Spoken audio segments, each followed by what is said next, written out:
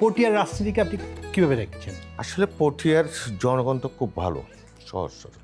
যেমন আমাদের বিএনপির লোকজনের সহজ সরল বলে না, কথায় আছে কয় বিএনপির লোক খুবই নরম সহজ সরল। আসলে বিএনপির লোকে সহজ সরল। বিএনপি সামনের দিকে এগিয়ে যেতে চায়, বিএনপি পিছনের দিকে চায় না, প্রতিহিংসা রাজনীতি বিএনপি করে না।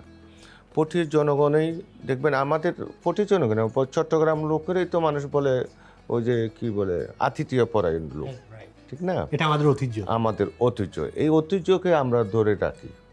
আমাদের পটিয়া বলেন, চট্টগ্রাম বলেন, আমাদের ঐতিহ্য যেটা আছে সেটাকে আমরা কোনোদিন বলতে পারবো না।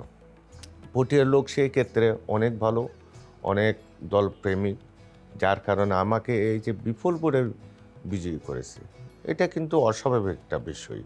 কারণ এই নির্বাচনটা, এরকম নির্বাচনে আমার যে বয়সে যে কয়টা নির্বাচন দেখেছি, এটার মতো নির্বাচন কিন্তু দেখা হয় নাই।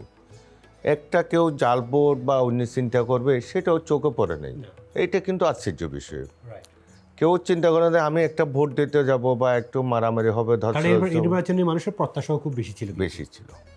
মানুষের যে আগ্রহ দেখছিলাম, আরে বাবা রে বাবা,